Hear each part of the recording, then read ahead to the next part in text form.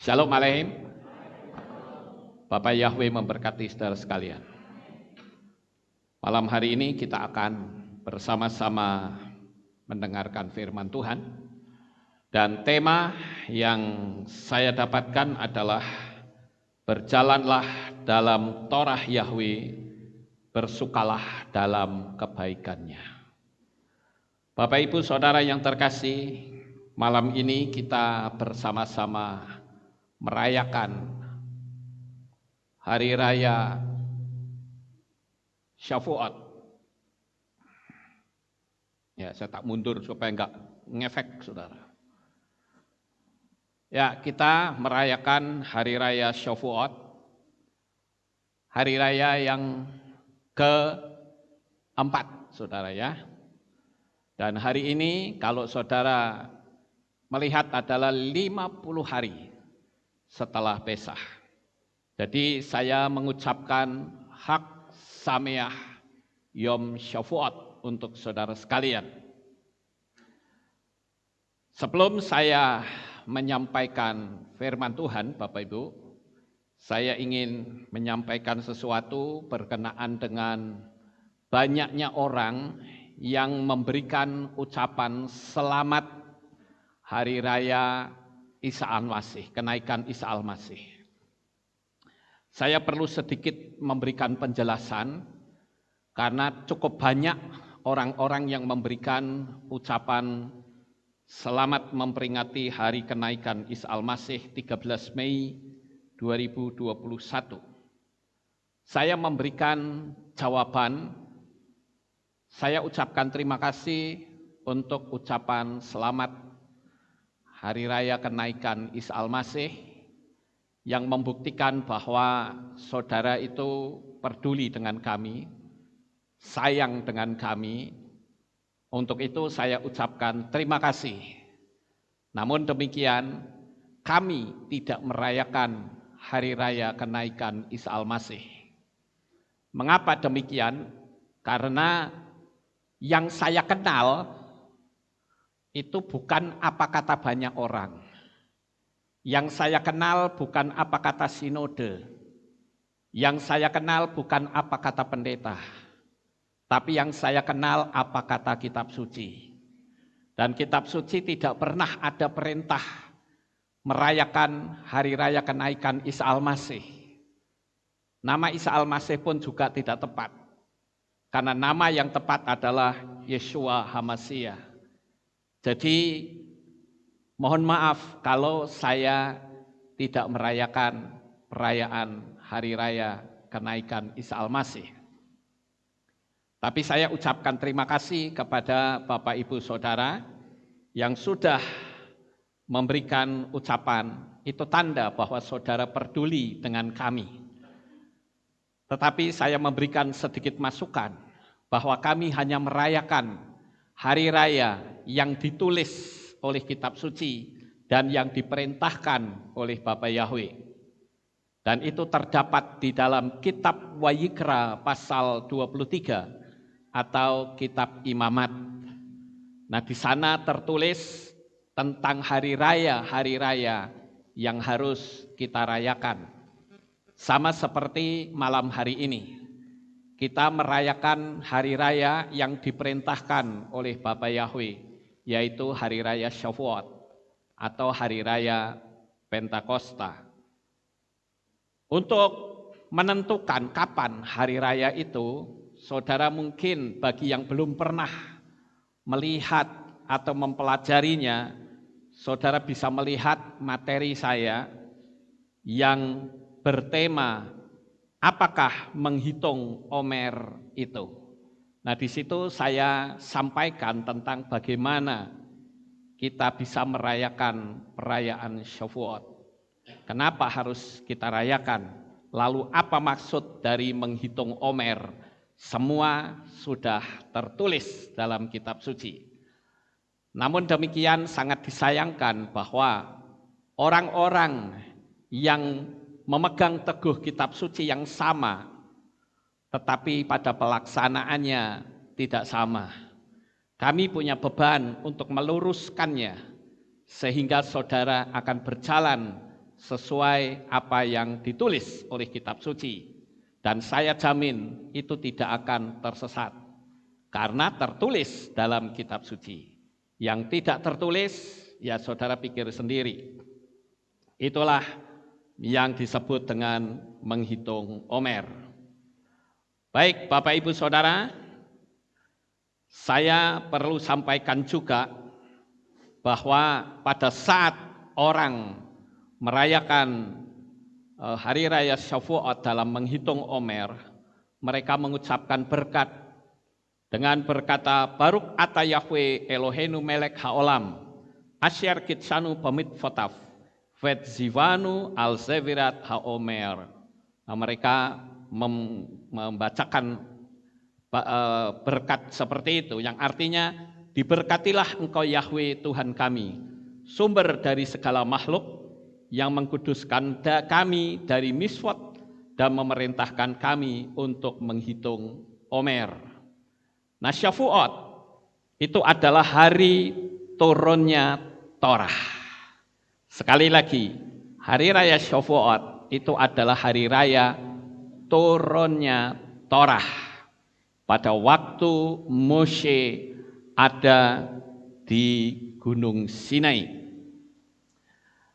Itu sebabnya diberi nama Pentakosta.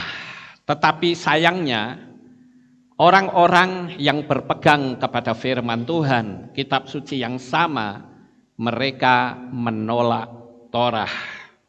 Saya perlu memberitahukan kepada saudara bahwa Torah itu sudah ditulis di batu pada waktu Moshe mendapatkannya. Nah, inilah hari raya yang kita sedang rayakan, saudara-saudara.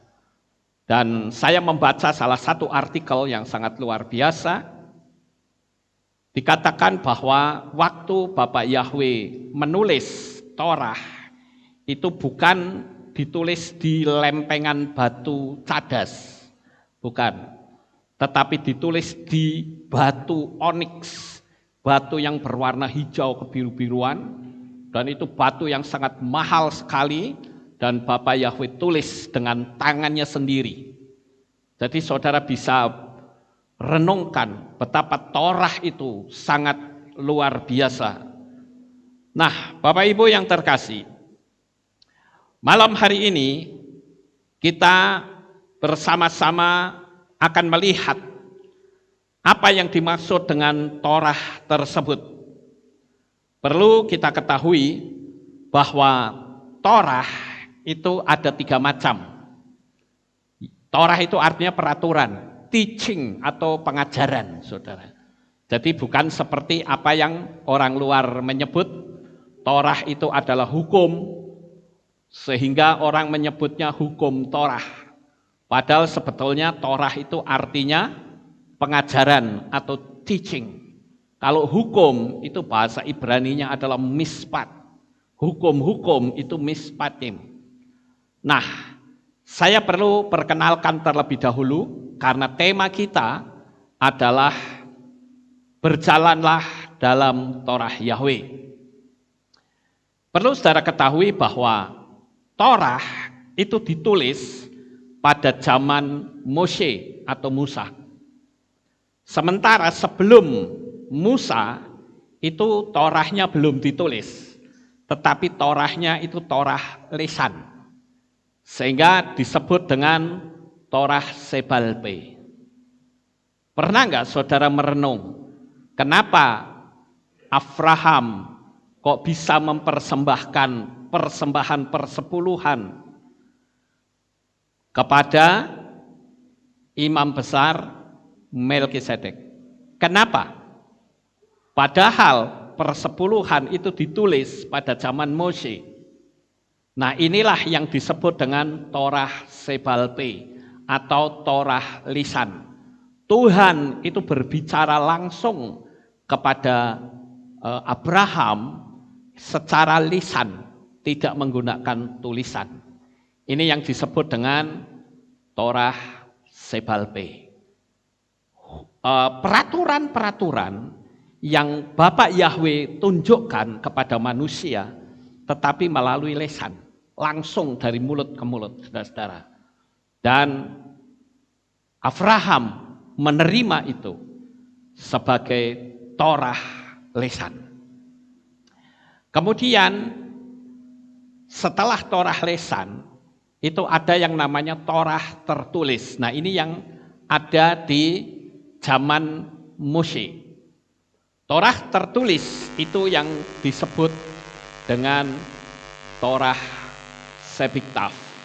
Ya, Torah Sepiktaf itu adalah Torah yang tertulis. Semua peraturan, semua pengajaran itu ditulis di situ. Dan penulisan itu ada di Gunung Sinai. Bapak Ibu Saudara yang terkasih, itu adalah Torah Sepiktaf. Kemudian yang menjadi pertanyaan adalah bagaimana cara menjalankan Torah itu? Kebanyakan orang-orang pada keberatan. Kalau orang berkata Torah, mesti mereka berkata, oh kita nggak perlu Torah. Karena kita sekarang ada di zaman kasih karunia atau anugerah atau grace katanya. Jadi Torah nggak perlu. Nah, Bapak Ibu Saudara, disinilah terjadinya misunderstanding atau salah pengertian. Seolah-olah Torah itu tidak berlaku karena apa? Yesua menggenapi Torah. Nah, itu keliru sekali, Saudara. Yesua menggenapi Torah itulah yang disebut dengan Torah Chaim. Ya, di sini saya tulis Yesua HaMashiach Torah Chaim atau Torah kehidupan. Torah kehidupan itu artinya kalau saudara pingin menjadi pelaku Torah, ya ikuti gaya hidupnya Yesua, saudara-saudara. Jangan kita bikin peraturan sendiri. Nah, kadangkala yang saya lihat dalam dunia iman kekristenan, itu bikin aturan sendiri. Torahnya ditolak dengan alasan zaman kasih karunia. Lalu kalau begitu saya mau katakan, apakah Yesua pada waktu di dunia ini tidak melakukan Torah? Kalau sampai dia tidak melakukan Torah, maka Yesua tidak mungkin memiliki pengikut. Karena orang-orang Yahudi pada zaman itu memiliki pemahaman Torah yang sangat kuat sekali. Kalau misalnya orang seperti orang di luar bilang, kan Yesua sudah menggenapi, berarti Torahnya tidak berlaku. Nah, kalau tidak berlaku, saya mau tanya, kita lalu mau mengikuti aturan yang mana? Justru ketika Yesua sudah menjadi pelaku Torah, dia menyempurnakan Torah itu. Nah, ini yang kadang lupa, saudara-saudara. Yang disebut menyempurnakan adalah seperti misalnya Torah berkata, jangan membunuh. Kategori membunuh adalah menghilangkan nyawa orang. Tetapi ketika Yesua sudah menggenapi Torah, maka kita membenci orang saja, itu sudah dianggap pembunuh. Jadi lebih sempurna, saudara. Jangan mencuri. Kategori mencuri adalah ketika kita sudah mengambil barang milik orang lain. Tetapi Torah itu disempurnakan oleh Yesua. Ketika kita berpikir untuk mengambil milik orang lain, itu sudah dianggap mencuri. Sampai di sini bisa dipahami Bapak Ibu. Saya ambil sebuah analogi yang gampang. Misalnya, saudara masuk ke sekolah. Dan di sekolah itu tidak ada peraturan. Nggak ada aturannya, saudara-saudara. Karena tidak ada peraturan, boleh nggak saudara sekolah sambil ngerokok? Boleh. Saudara pakai baju singlet saja, lekton, boleh nggak sekolah di situ? Boleh. Ya, karena memang tidak ada aturan, saudara-saudara. Saudara bahkan sekolah mau bawa pisau juga nggak masalah, mau bawa golok juga nggak apa-apa, wong tidak ada peraturan. Tetapi sekarang dibuatlah sebuah peraturan. Peraturan itu yang disebut Torah, saudara-saudara. Sekolah tidak boleh membawa golok. Tidak. Halo, kenapa ini? Streamingnya mati nggak? Nggak, oke. Ini ada gangguan di listrik, Bapak Ibu. Bisa diatasi, kenapa ini mati? Oke, streaming jalan ya. Oke, baik, saya lanjut, saudara-saudara. Jadi, ketika kita masuk sekolah dan di situ sudah ada peraturan, tidak boleh merokok di sekolah, tidak boleh rambutnya gondrong, tidak boleh pakai baju asal-asalan, tidak boleh ini, tidak boleh itu. Itu kan peraturan, saudara. Itu ibaratnya Torah. Nah, ada orang yang bisa melakukan peraturan itu. Pertanyaannya adalah, apakah dengan orang bisa melakukan peraturan itu, berarti peraturannya itu batal? Ya tidak, saudara-saudara. Peraturan tetap jalan terus. Dan kita tidak boleh membawa peraturan yang baru. Sampai di sini paham ya Bapak Ibu? Sama seperti saya ambil contoh. Saya adalah keturunan Chinese. Tapi warga negara saya adalah warga negara Indonesia. Ketika saya mendapatkan warga negara Indonesia, itulah yang disebut dengan anugerah. Grace. Ngerti nggak, saudara? Ya, saya yang dulunya tidak ngerti apa-apa, akhirnya saya menjadi warga negara Indonesia. Itulah anugerah dari negara Indonesia. Pertanyaannya sekarang, bolehkah saya membawa peraturan dari negara asal saya masukkan ke sini? Tidak boleh, saudara-saudara. Harus putus hubungan dengan yang lama. Begitu juga kita. Ketika kita sudah percaya kepada Yeshua HaMashiach, maka kita jangan bawa aturan-aturan hidup kita yang lama. Ikuti aturan yang ada dalam kitab suci kita. Nah, itu baru namanya anugerah. Anugerah itu adalah kita yang orang-orang goyim tetapi disetarakan dengan orang-orang Yahudi pilihan Bapak Yahweh. Paham nggak Bapak Ibu? Jadi ini yang disebut anugerah. Oleh karena itu, kalau saudara pingin bagaimana menjalankan Torah, ya ikuti saja yang Yeshua ajarkan. Itu Torah, saudara. Yeshua disunat, itu Torah. Nah, kalau kita murid Yeshua, ya kita wajib melakukannya. Yeshua tidak makan babi, ya kita wajib melakukannya. Betul nggak Bapak Ibu? Ya. Ini yang disebut dengan melakukan Torah. Jangan dipelintar-pelintir.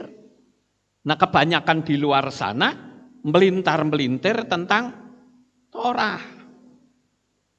Nah, saya akan bacakan beberapa ayat firman Tuhan. Di dalam kitab Mislei pasal 3 ayat yang pertama atau kitab Amsal. Hai anakku, hendaklah engkau tidak melupakan Torahku, tetapi biarlah hatimu menjaga perintah-perintahku. Di sini dikatakan jangan melupakan. Melupakan apa? Torah.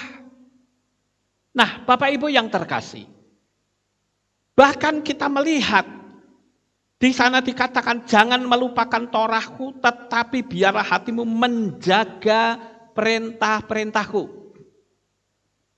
Kalau saudara punya barang yang berharga, saudara pasti ingin menjaganya, bukan? Saudara punya uang banyak, saudara masukkan ke brankas. Tujuannya apa? Untuk menjaga. Saudara masih bisa ikuti saya? Ya. Saudara menjaga itu. Terus saudara punya toko, dipasangin CCTV, tujuannya apa? untuk menjaga supaya barang-barang itu tidak dicuri orang. Saudara punya toko emas, pun dijaga, sudah dikasih rajek besi, dijaga polisi lagi. Itu menjaga Bapak Ibu. Bahkan nggak usah jauh-jauh, sandal saja dijaga loh. Bayangin saudara-saudara, supaya nggak dicuri orang. Karena dianggap itu juga barang yang berharga. Lah yang menjadi pertanyaan, Torah dan semua barang-barang tadi lebih bernilai mana? Kalau Torah saudara akui itu lebih bernilai, pertanyaannya apakah betul saudara menjaga Torah Yahweh? Ini yang menjadi pertanyaan. Kalau saya membaca di dalam kitab Matius atau Matius pasal 7 ayat 20 sampai 23, saya bacakan demikian bunyinya. Jadi dari buahnya lah kamu akan mengenal mereka seutuhnya. Bukan setiap orang yang berkata kepadaku, Tuhan, Tuhan, dia akan masuk ke dalam kerajaan surga. Melainkan dia melakukan kehendak Bapakku yang di surga. Banyak orang akan berkata kepadaku pada hari itu, Tuhan, Tuhan, bukankah dalam namamu kami telah bernubuat? Dan dalam namamu kami mengusir roh jahat, dan dalam namamu kami melakukan banyak mujizat.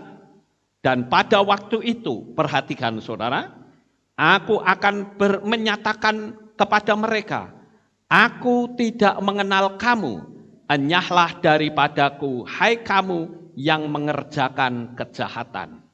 Ayo kita pikir sejenak saudara, kejahatan apakah yang mereka lakukan? Mereka mengusir setan loh dalam nama Tuhan. Mereka menyembuhkan orang dalam nama Tuhan. Bahkan mereka bernubuat dalam nama Tuhan. Dan dikatakan melakukan banyak mujizat dalam nama Tuhan. Pertanyaannya, di mana kejahatan mereka? Ini yang kadang orang tidak pernah dipikir, Bapak Ibu. Kalau kita membaca di dalam teks bahasa Ibrani dan terjemahan Mesianik, maka di sana dikatakan, enyahlah daripadaku, hai kamu yang mengerjakan kejahatan. Dalam bahasa Inggris terjemahan Mesianik dikatakan sebagai Torahlessness. Orang yang gagal melakukan Torah, Bapak Ibu. Jadi kalau begitu saya bisa membahasakan dari ayat ini adalah kemampuanmu dalam pelayanan tidak menjamin keselamatan.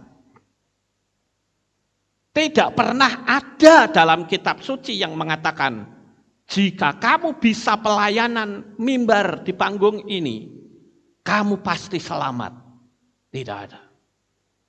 Tidak ada pula yang berkata jikalau kamu bertitel teologia, kamu pasti selamat. Tidak ada. Tidak ada pula yang berkata kalau kamu jago pimpin praise and worship, kamu akan selamat. Tidak ada pula yang berkata kalau kamu mampu mengusir setan, kamu selamat. Tidak ada, saudara-saudara. Bahkan ada yang berpikir, oh kalau aku menyembuhkan orang, mungkin aku bisa selamat. Tidak. Buktinya ayat-ayat tadi mengatakan, mereka melakukan kejahatan. Karena tidak menjadi pelaku Torah. Mereka menyembuhkan orang, membangkitkan orang mati, bernubuat. Tapi Tuhan katakan, enyahlah daripadaku. Jadi seorang yang ahli dalam berteologia pun tidak menjamin keselamatan. Menginjil dan memenangkan jiwa juga tidak ditulis. Kalau kamu bisa memenangkan jiwa, kamu pasti selamat. Enggak ada, saudara. Yang ada adalah kalau kamu menjadi pelaku Torah, kamu pasti selamat. Jadi untuk mendapatkan keselamatan itu ada dua. Yang pertama, terima Bapa Yahweh di dalam Adonai Yeshua HaMashiach. Itu mutlak karena dia pemilik Shamayim. Dia pemilik surga. Bagaimana mungkin kita bisa masuk surganya Bapak Yahweh kalau Bapak Yahwehnya ditolak? Mustahil, saudara.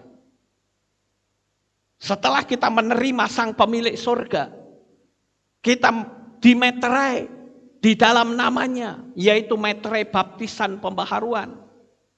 Setelah dimeterai, kita dikeluarkan dari pemilik yang lama menjadi pemilik yang baru. Setelah itu apakah selesai? Tidak. Kita menjadi pelaku-pelaku firman dan kita ikuti gaya hidupnya Yesua. Amin, Bapak Ibu. Jadi menginjil memenangkan jiwa itu bukan jaminan saudara bisa mendapatkan keselamatan. Kita melihat bahkan kalau saudara melihat Noah atau Nuh, apakah Nuh itu tidak gagal dalam memberitakan kebenaran? Kalau disebut kegagalan, Nuh gagal. 120 tahun Tuhan kasih kesempatan, tetapi tidak satupun yang bertobat, cuma keluarganya sendiri. Namun saya bersyukur bahwa Tuhan yang saya sembah, Bapak Yahweh, itu bukan berpihak kepada mayoritas, tetapi berpihak kepada orang yang mau menjadi pelaku-pelaku firman.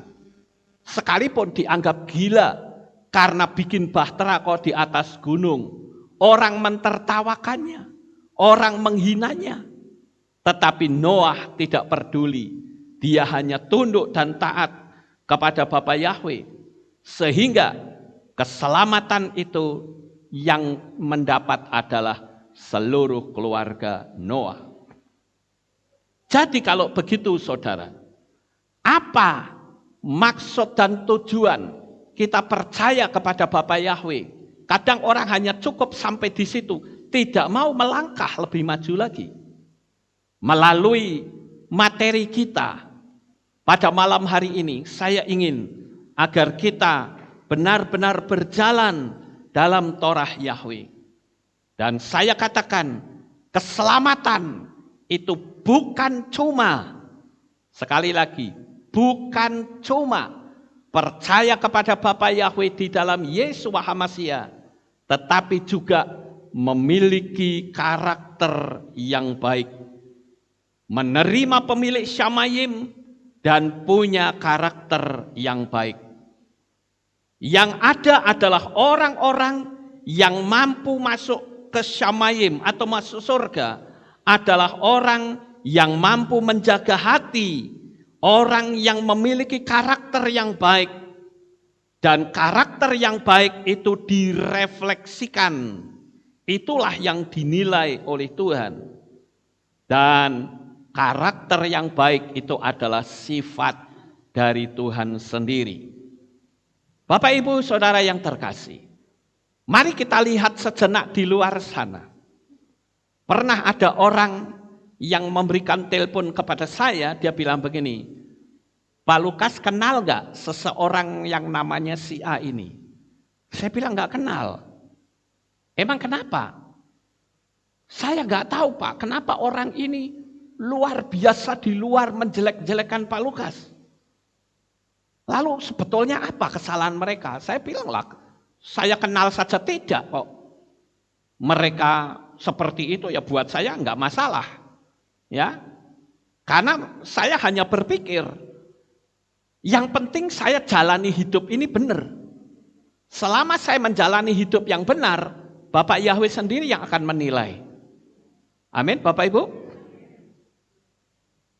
Dan orang yang memberi laporan itu mengatakan, ternyata bukan 1-2 orang Pak, ini dia sebut. Pak Lukas gak kenal mereka? Enggak. Loh kok bisa seperti itu? Ya saya sendiri gak tahu.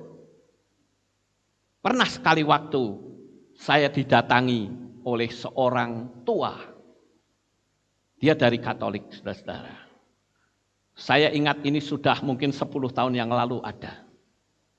Orang tua itu datang ke kantor dan bertanya kepada orang kantor pengen ketemu Pak Lukas. Oh ya, saya datang. Begitu saya datang, Saya berkata, mohon maaf, selamat pagi Pak, ada keperluan apa dengan saya? Dia bilang, saya tidak memerlukan apa-apa dari Pak Lukas, tapi saya mau minta maaf sama Pak Lukas. Loh, saya tidak kenal Bapak. Kok Bapak minta maaf sama saya, itu salah Bapak apa dengan saya? Lalu dia cerita, begini Pak Lukas, saya itu sering kali mendengar kata Lukas Sutrisno. Tetapi orang-orang yang menceritakan Lukas identik dengan Yahweh, saya lama-lama kok jadi enek. Saya lama-lama kok jadi benci sama Pak Lukas. Lalu saya merenung sendiri pada malam hari. Sebetulnya Yahweh itu siapa kok orang-orang pada membenci Pak Lukas? Saya kenal juga tidak. Saya pernah ketemu dengan orangnya juga tidak. Lah kalau saya mati, kemana roh saya? Saya sudah tua, kenal saja tidak kok jadi ikut-ikutan membenci. Jadi saya datang ke sini, saya mau minta maaf. Lalu saya jawab, buat saya enggak masalah Pak. Bapak tidak perlu minta maaf sama saya. Wong Bapak tidak salah sama saya. Betul, tapi selama Pak Lukas belum memberikan maaf, saya merasa bersalah. Lalu saya bilang, baiklah Bapak saya maafkan, tapi perlu Bapak ketahui, saya tidak ada apa-apa dengan Bapak. Terima kasih Pak Lukas. Nah di situ saya punya kesempatan untuk memberitahukan siapa sebetulnya Bapak Yahweh. Baru dia menyadari, dia bilang, wah aku kok baru ngeh ya. Ternyata benar juga ya, Tuhan itu punya nama. Namanya Yahweh karena kita berkata haleluya. Nah begitulah Pak. Aneh gitu berarti kurang ajar teman-teman saya ini. Ya saya bilang itu bukan urusan saya lah. Tapi saya bersyukur Bapak datang ke sini dengan jujur menceritakan apa yang terjadi. Tapi karena saya sering kali dibenci karena nama Bapak Yahweh, ya saya sudah kebal Pak. Mau dibenci, disesat-sesatkan, ya masa bodoh lah. Toh saya tidak minta makan sama mereka. Saya juga tidak mengenal mereka, saya katakan demikian. Nah, Bapak Ibu Saudara yang terkasih, membentuk sebuah karakter itu penting sekali. Karena setiap karakter itulah yang akan dinilai oleh Tuhan. Nah, saudara yang terkasih, di dalam kitab Mislei pasal 4 ayat 23 dikatakan, hati akan memancarkan keluar melalui wajah yang indah.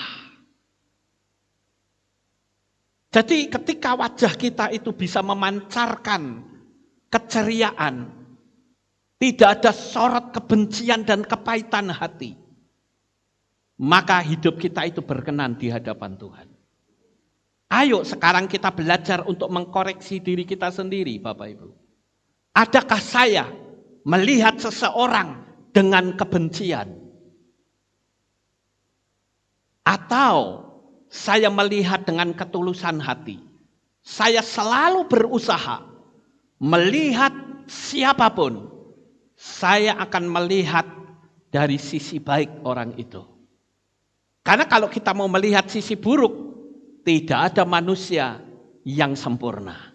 Yang saya temukan pasti orang-orang yang tidak baik. Kenapa orang tidak mudah mengampuni? Itu karakter yang tidak baik, saudara. Mungkin orangnya sudah minta maaf, tetapi tidak bisa mengampuni. Karena menganggap dengan mengampuni orang lain, itu berarti posisi dia di bawah orang itu. Dan saya katakan itu salah. Justru ketika saudara bisa mengampuni, bisa memaafkan, itu sama saja saudara levelnya di atas orang itu. Dan kalau saudara tidak bisa mengampuni, saya sering membahasakan saudara itu sama saja gendong orang itu kemanapun saudara pergi. Saudara mau mandi, wajah orang itu muncul di kamar mandi. Saudara mau makan, wajahnya ada di piring. Saudara mau nyetir, ya wajahnya ada di depan saudara.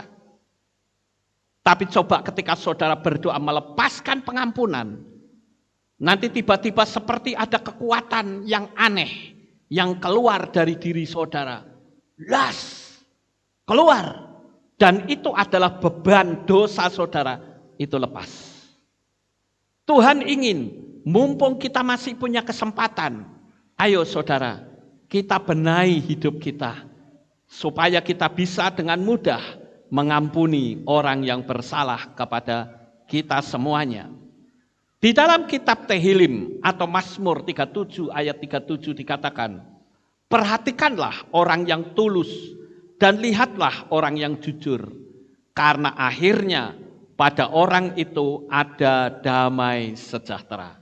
Di sini ada indikatornya, saudara, yaitu damai sejahtera. Kalau kita memiliki hati yang damai sejahtera, kita tidur saja gampang.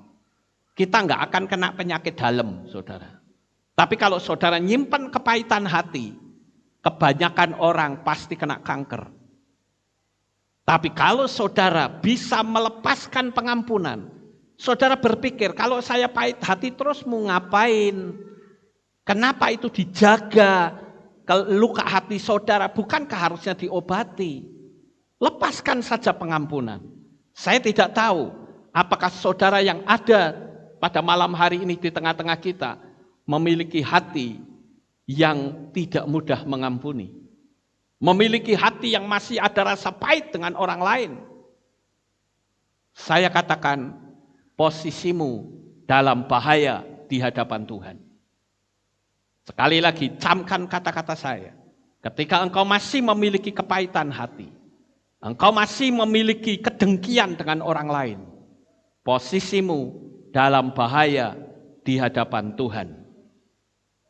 Bapak Ibu Saudaraku yang terkasih, jadi yang diselamatkan adalah sekali lagi orang yang menerima pemilik sorga, yaitu Bapa Yahweh, dan memperbaiki karakter kita semua. Amin.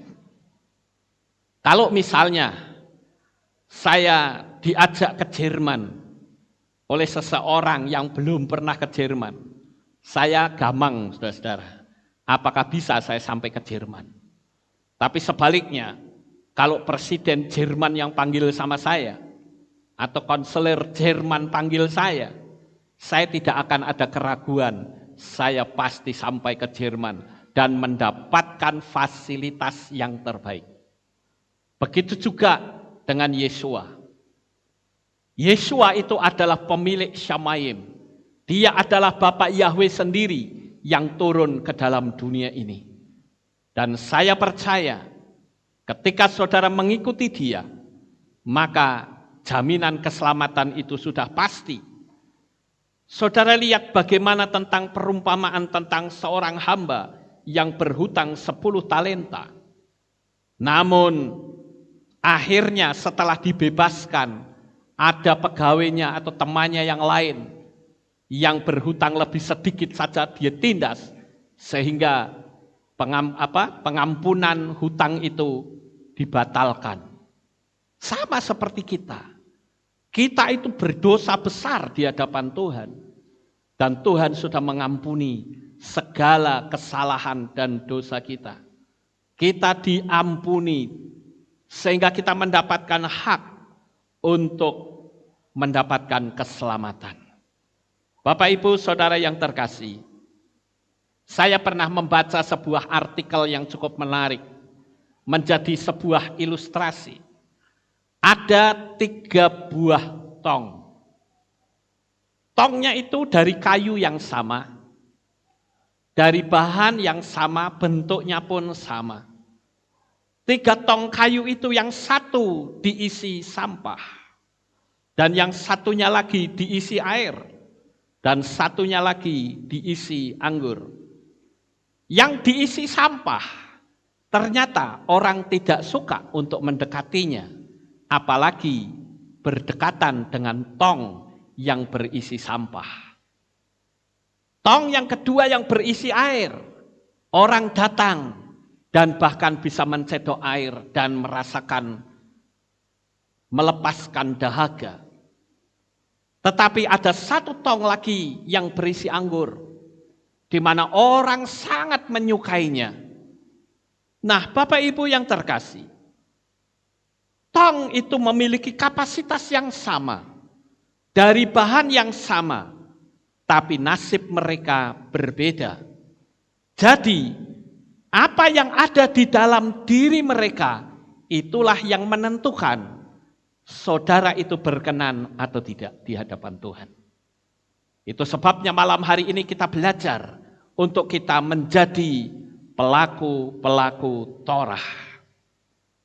Melalui isi yang ada di dalam diri kita, maka kita akan tahu seberapa besar nilai kita di hadapan Tuhan. Sekali lagi saya tekankan, tidak ada ayat yang berkata, kalau kamu pandai pelayanan, kamu pasti masuk surga. Kalau kamu mampu mengusir setan dan menyembuhkan orang, kamu mampu bernubuat, kamu masuk surga. Tidak ada, saudara. Yang ada justru orang-orang yang menjadi pelaku Torah. Orang-orang yang menyadari kalau hidupnya harus berubah. Saudaraku yang terkasih, yang disebut berubah di situ bukan berubah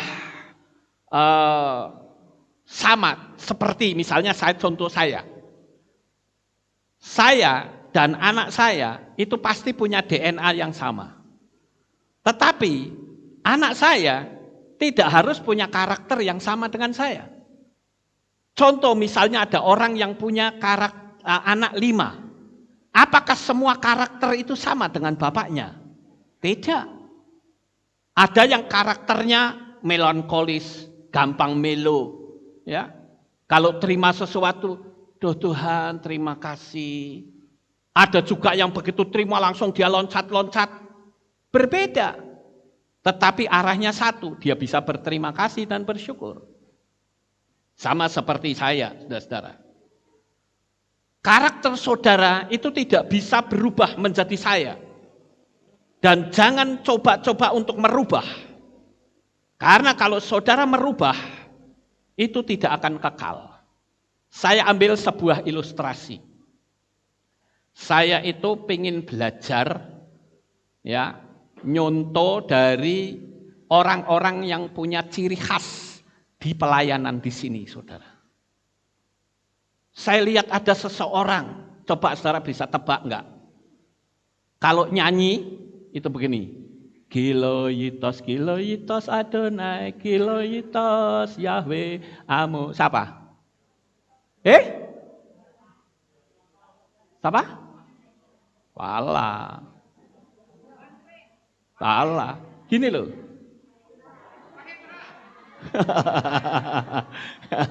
Itu Ibu Ella itu. Tahu nggak? Saya nyoba niru-niru gini nggak bisa, kaku banget saudara-saudara. Ya, saya coba untuk meniru nggak bisa. Kenapa? Memang itu bukan karakter saya. Paham nggak Bapak Ibu?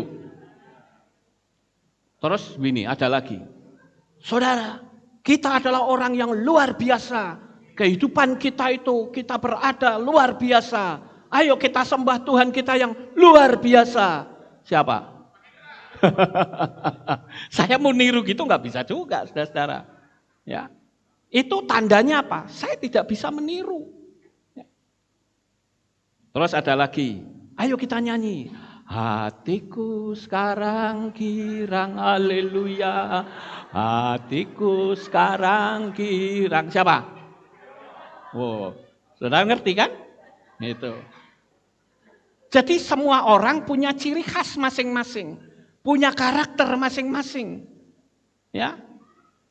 Terus ada lagi yang bilang, saudara tahu nggak? Sin dan shin itu berbeda. Ya. Sin bisa menyelamatkan. Contoh, sibolet dan sibolet itu berbeda. Saudara bisa tebak. Baru kata-katanya. Ya, karena baru kemarin bukan? Tapi ada ciri khasnya yang lain, saudara. Saudara harus bisa mengerti. Ngerti atau tidak? Nah itu kan ciri khasnya di situ, saudara. Saya mau niru nggak bisa, nggak lucu, saudara. Ya. Saya mau niru nggak bisa. Ya. Saya kalau khotbah ya begini ini, serius. Disuruh lucu ya nggak bisa, saudara-saudara. Ya. Jadi semua orang itu punya karakter yang masing-masing, tapi DNA-nya sama, yaitu apa? Berpegang kepada Torah Yahweh. Paham nggak Bapak Ibu? Jadi orang tidak harus kenceng kayak saya, enggak. Saya kadangkala istri saya nonton video atau apa, dia ketawa terbahak-bahak, wah, saya diem aja. Orang bilang nih Pak Lukas kok diem sih? Ya, mami ketawa terbahak-bahak. Lah saya jawab lah yang lucu apanya? Lawang ndak lucu kok diketawain. Ya kalau dia mau ketawa ya silakan. Jadi memang berbeda-beda, saudara-saudara. Nah saya bisa ketawa kalau nonton apa? Suami-suami takut istri. Wah itu saya bisa ketawa, saudara-saudara. Ya, sekarang giliran istri saya yang diem. Apa ini? Ya. Karakter berbeda-beda, tapi kita bisa sejalan. Amin, Bapak Ibu. Yang penting ada perbedaan pendapat, oke, nggak apa-apa. Asal jangan bertengkar. Saya dengan istri saya itu beda loh, karakternya, kualik malah. Dia senangnya pergi ke kebun, ya, ke apa? Tempat-tempat yang hijau gitu. Saya nggak suka terus terang. Saya lihat yang paling hijau kabeh. Saya lihatnya senangnya kemana? Ke mall. Orang bilang Pak Lukas duniawi, yos ben. Saya nggak bisa pura-pura. Ya Bapak Ibu, apakah orang pergi ke mall itu berarti duniawi? Ya tidak. Saya lihat teknologi banyak di situ. Saudara tahu waktu saya di Jakarta, saya kalau sudah ke Harko seharian saya nggak pulang, saudara-saudara. Betul, karena di Harko itu kan tempatnya teknologi. Saya masuk pagi, Harko buka sampai sore mau tutup baru pulang. Loh ya betul. Saya makan di situ banyak warung. Kenapa? Karena karakter saya seperti itu. Ya. Jadi tidak boleh disamakan. Gimana sih istrinya suka ke kebun, Pak Lukas mendusel saja di kamar. Lah saya belajar. Kalau saya nggak belajar bagaimana saya bisa nyampein firman? Betul nggak Bapak Ibu? Jadi karakter boleh berbeda, tapi harus berjalan bersama. Ya, istri saya senangnya bertanam-tanam, saya senangnya apa? Komputer. Berbeda. Ya, jadi perbedaan itu bisa ada, tetapi bukan berarti kita berselisih paham, bertentangan. Sekarang kan kalau kita lihat di dalam dunia iman kita kan suka begitu, saudara-saudara. Beda sedikit pecah, beda sedikit pecah, kan begitu. Enggak apa-apa, perbedaan itu boleh ada. Tapi yang terpenting kita tetap sehati. Karena apa? Tuhan Yesua akan datang untuk yang kedua kalinya. Jangan sampai ketika Yesua datang, kita terlambat. Ingat Bapak itu di dalam kitab Gilyahna atau kitab Wahyu, pasal 14 ayat 13 dikatakan, dan aku mendengar suatu suara dari sorga yang berkata kepadaku, tuliskanlah, berbahagialah orang-orang mati yang mati dalam Tuhan dari sekarang. Benarlah roh itu berkata bahwa mereka dapat beristirahat dari jelih lelah mereka dan perbuatan-perbuatan mereka ikut bersama mereka. Perhatikan kata perbuatan, Bapak Ibu. Ternyata ini yang ngikutin kita loh. Sepandai apapun, kok tidak ditulis kepandaianmu mengikutimu? Enggak. Tidak dikatakan titelnya mengikutimu, enggak. Tapi yang dikatakan di situ perbuatan yang mengikuti mereka. Itu sebabnya malam hari ini sesuai tema kita perlu berjalan dalam Torah Yahweh. Seperti apa jalannya? Ya ikutin saja. Yesua, karena dia Torah kehidupan. Di dalam kitab Roma, pasal 3 ayat 31. Dengan demikian, apakah kami meniadakan Torah melalui iman? Tidaklah mungkin, sebaliknya kami meneguhkan Torah. Paham ya Bapak Ibu? Seperti Paulus katakan, dengan Torah kita mengenal dosa. Itu betul. Artinya apa? Kalau nggak ada Torah kita nggak ngerti kalau kita sedang berdosa. Paham nggak Bapak Ibu? Sama seperti tadi ilustrasi anak sekolah. Kalau tidak ada peraturan, mereka anggap rambut gondrong sekolah nggak apa-apa. Sekolah bawa golok juga nggak apa-apa. Tapi karena di situ ada peraturan, maka kita berkata dengan adanya peraturan, aku ngerti bawa golok tidak boleh. Pakai sarung ke sekolah juga nggak boleh. Ya, itu yang mengakibatkan kita nggak boleh ini, nggak boleh itu peraturan. Tujuannya apa? Supaya kita tertib, kita bisa selamat. Begitu Bapak Ibu. Jadi jangan karena Torahnya dituding-tuding. Makanya saya katakan ketika dulu Bapak Yahweh nulis Torah itu di batu yang saya sebut tadi batu oniks, bukan batu cadas yang cuman dititiki bisa. Batu oniks itu kerasnya luar biasa. Dia tulis di situ. Tapi saudara, ketika di loteng Yerusalem, Bapak Yahweh menulis Torah bukan lagi di batu, tapi di loh hati manusia. Dan loh hati manusia itu akan bisa menerima Torah seandainya dia mau rendah hati dan mau menyerahkan diri sepenuhnya kepada Tuhan. Dengan kita mengikuti Torah, perjalanan kita akan aman sampai ke Syamayim. Oleh sebab itu Bapak Ibu, ayo kita perhatikan baik-baik jalan hidup kita.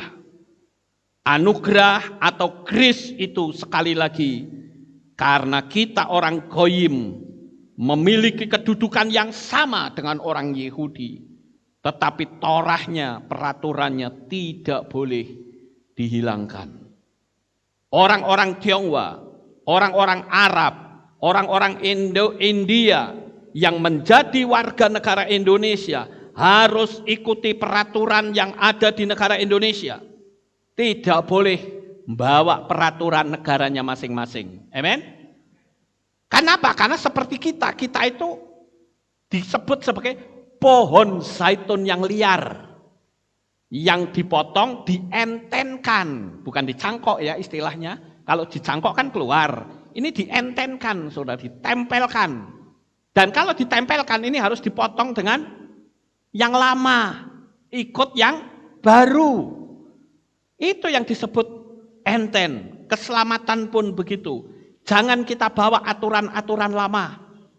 Tapi masuklah dalam enten firman Tuhan.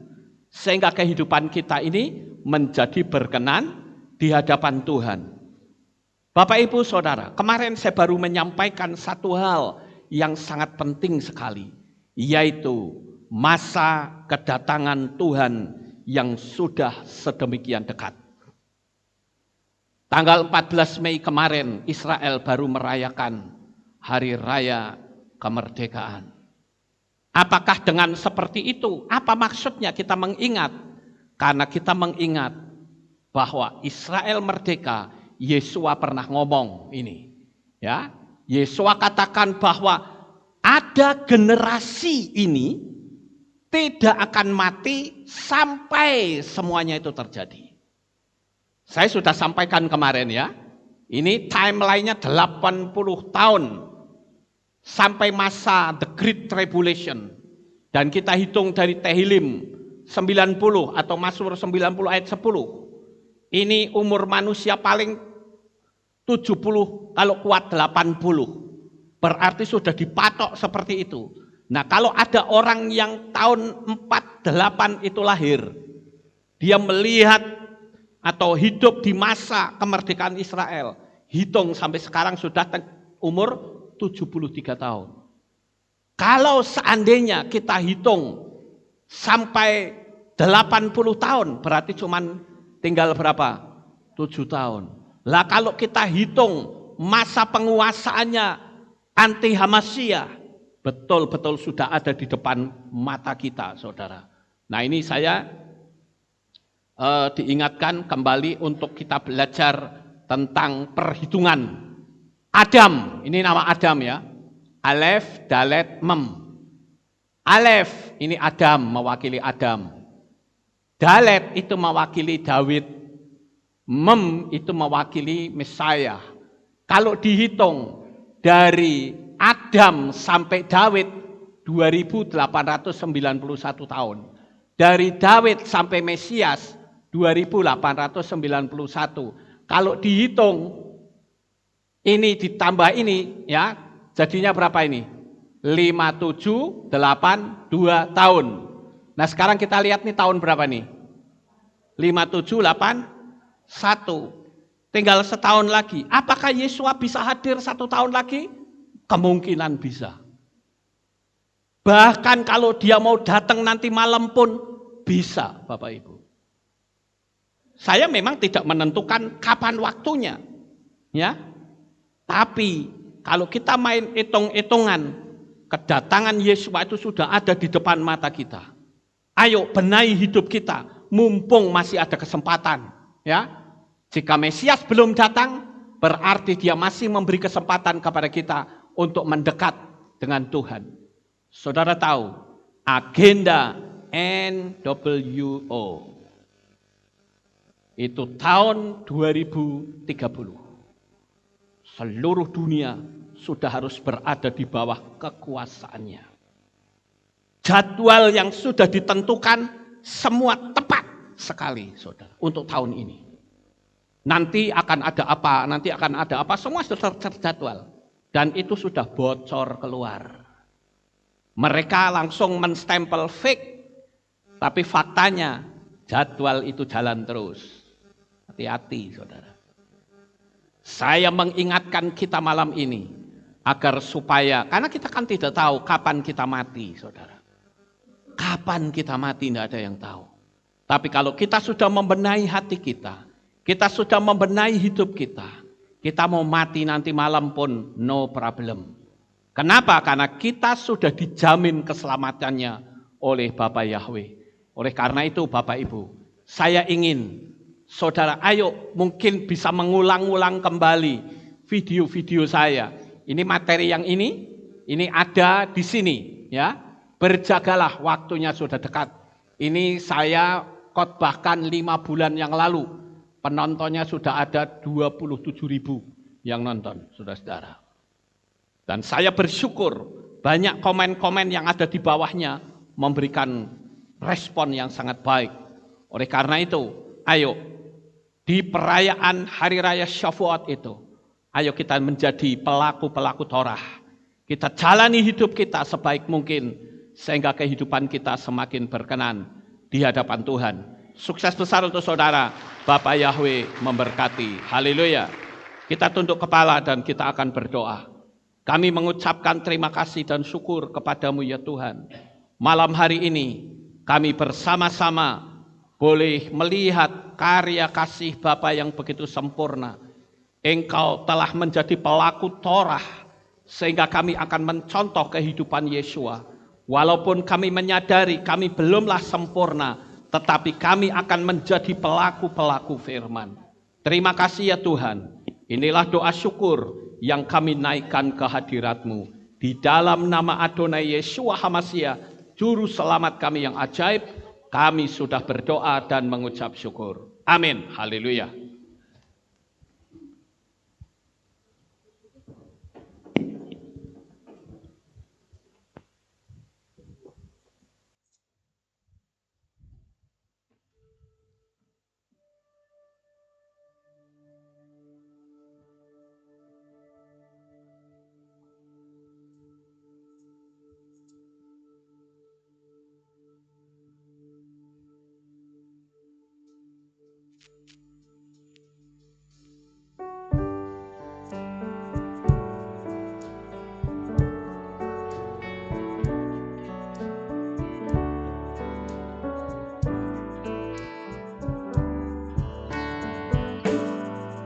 Hidup ini adalah kesempatan. Hidup ini untuk melayani Yahweh. Jangan sia-siakan apa yang Yahweh beri. Hidup ini harus jadi berkat. Oh Yahweh, pakailah hidupku selagi aku masih kuat. Bila saatnya nanti kau panggilku kembali, hidup ini sudah jadi berkat. Hidup ini adalah kesempatan. Hidup ini untuk melayani Yahweh. Jangan sia-siakan apa yang Yahweh beri. Hidup ini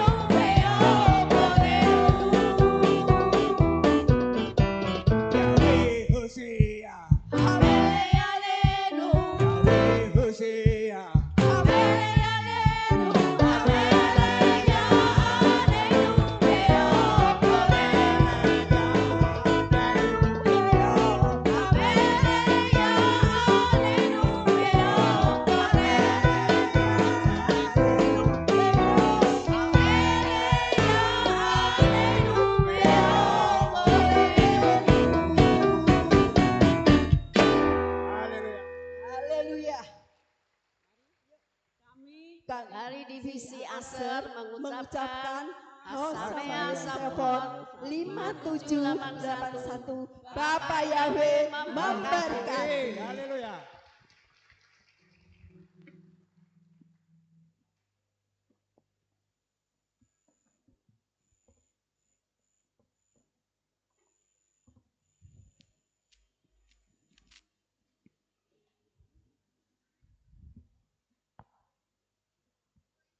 Breaking News.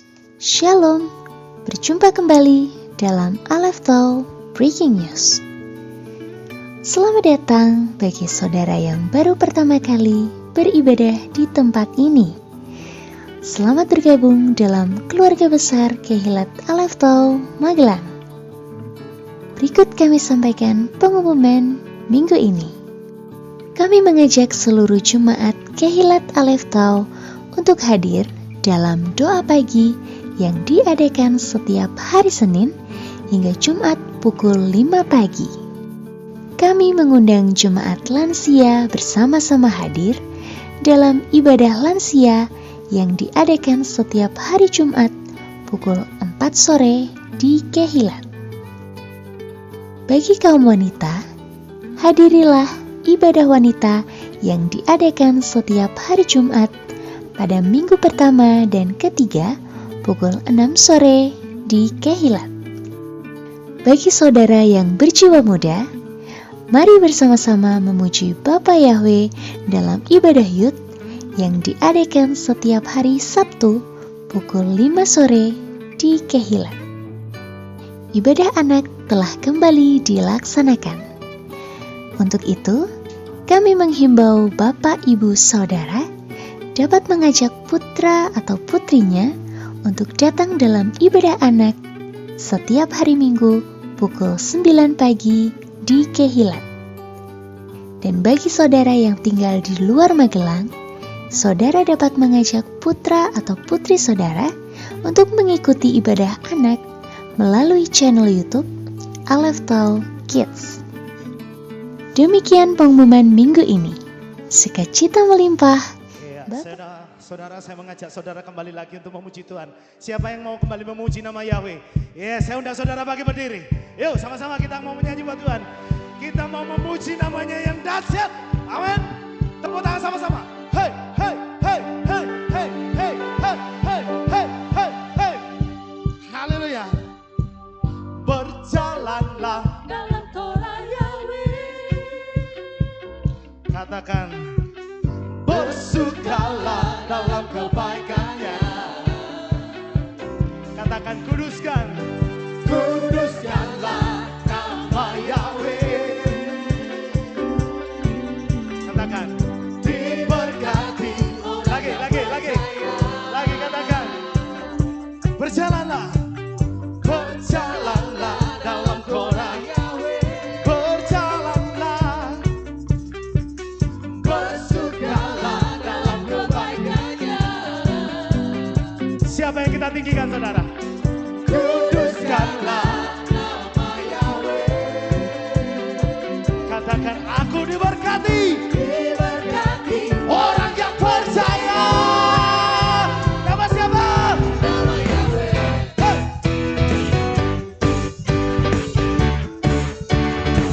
Firman-Mu lebih manis dari madu. Manis lebih dari madu. Torah-Mu adalah kesukaanku. Biarlah jiwaku hidup memuji-Mu.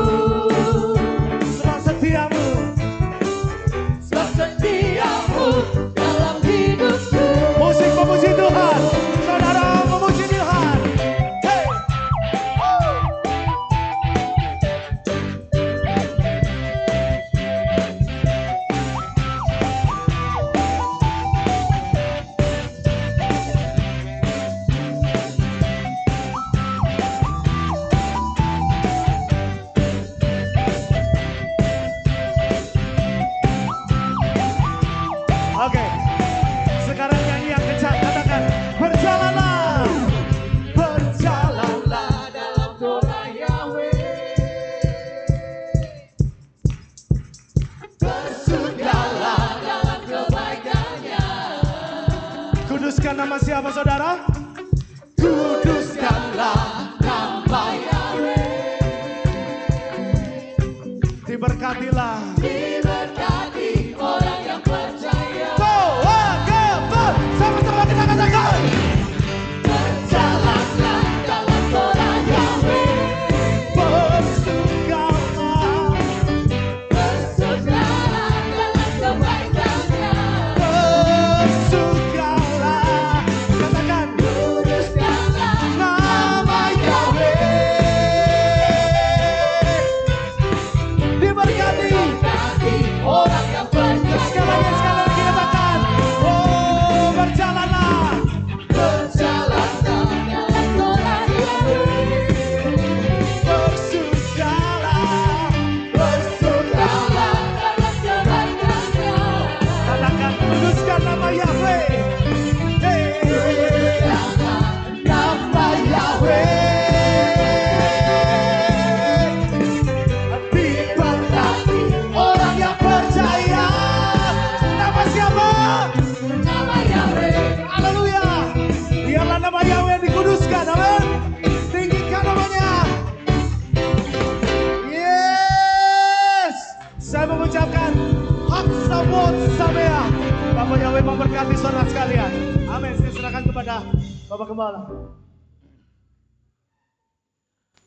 Baik, saudara-saudara, sebelum kita tetap berdiri ya, sebelum kita tutup dalam doa, kita akan berdoa untuk Elora Mikaela Damaledo yang saat ini sakit asma. Dia adalah jemaat live streaming yang tadi menulis memohon dukungan doa. Kita akan doakan Elora Mikaela Damaledo yang saat ini sakit asma. Ayo kita berdoa sebelum kita tutup dalam doa. Maha besar ya Bapak Yahweh, malam hari ini kami berdoa secara khusus untuk Elora Mikaela Damaledo yang saat ini sedang sakit asma. Kami mohon Bapak berkenan untuk menjamah menyembuhkannya. Dimanapun dia berada saat ini, kami bersama dengan seluruh umat-umat-Mu, kami sehati. Kami menolak dan menyingkirkan segala sakit penyakit yang saat ini diderita oleh Elora Mikaela Damaledo. Kami tolak di dalam nama Adonai Yeshua HaMashiach. Yes. Jadilah sembuh. Bapak Yahweh dipermuliakan. Amin. Berkati keluarga ini Yes. Tuhan di dalam kasih-Mu. Haleluya. Sebentar kami akan pulang, Tuhan jaga lindungi, peliharakan kami sampai di rumah dengan selamat. Amin. Pertemukan kembali pada jam-jam ibadah mendatang di dalam ikatan tali kasih-Mu. Amin. Terima kasih ya Bapak Yahweh. Inilah doa syukur yang kami naikkan kepadamu. Berkatilah seluruh jemaat-Mu yang mengikuti live streaming dari manapun dan di negara manapun. Bapa memberkati mereka.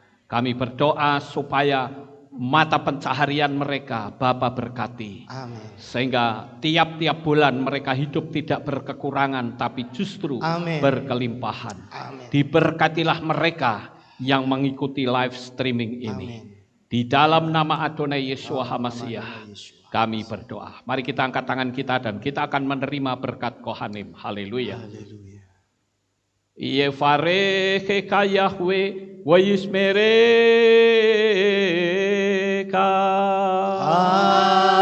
Amin. Ken yehiroso. Yair Yahweh panau eleka wihuneka.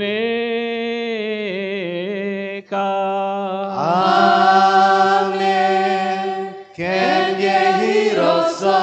Yesa Yahweh panau eleka wa yashem lecha shalom. Amin. Ken yehiroso.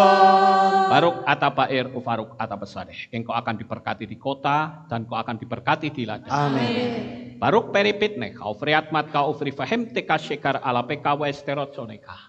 Diberkatilah buah kandunganmu, diberkati hasil bumimu, diberkati hasil ternakmu, anak-anak lembumu dan anak-anak dombamu. Amin. Baruk tan akau misyarteka, diberkatilah bakulmu dan tempat adonan. Amin. Baruk ata momoy kau faruk ata petseteka, dan kau akan diberkati pada waktu kau masuk Dan engkau akan diberkati pada waktu engkau Amin. keluar. Baruch ata Yahweh Eloheinu melek haolam. Besem Yeshua HaMashiach Ruach HaKodesh kile olam faed. Kami sudah berdoa dan mengucap syukur. Haleluya. Amin.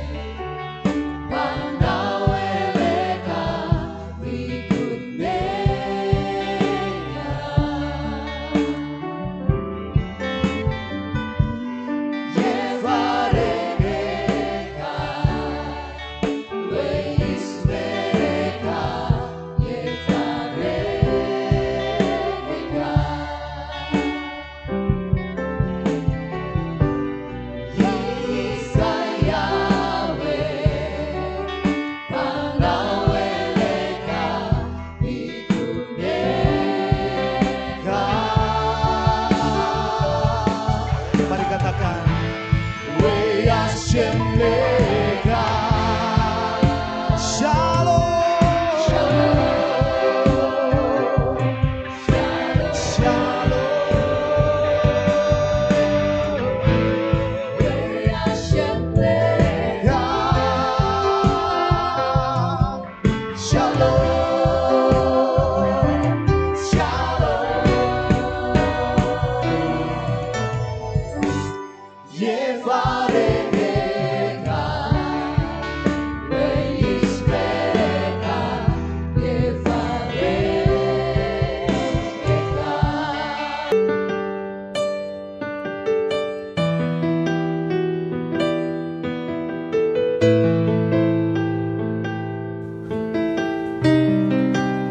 Segala pujian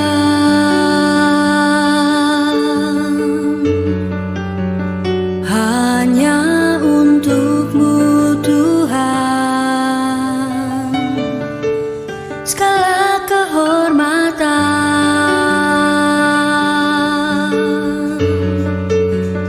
juga punya-Mu Tuhan. Dari puncak tertinggi sampai lembah terlandai, semua karya kasih cinta-Mu, sujud menyembah Sang Maha Pencipta.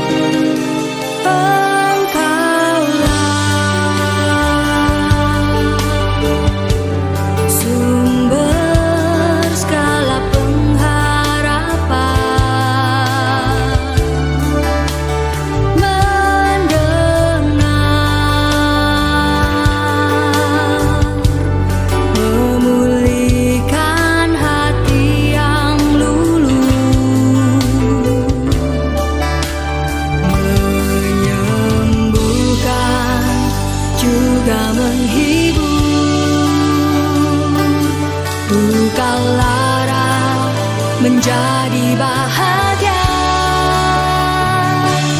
agar semua diberkatinya, sebab kita kesayangan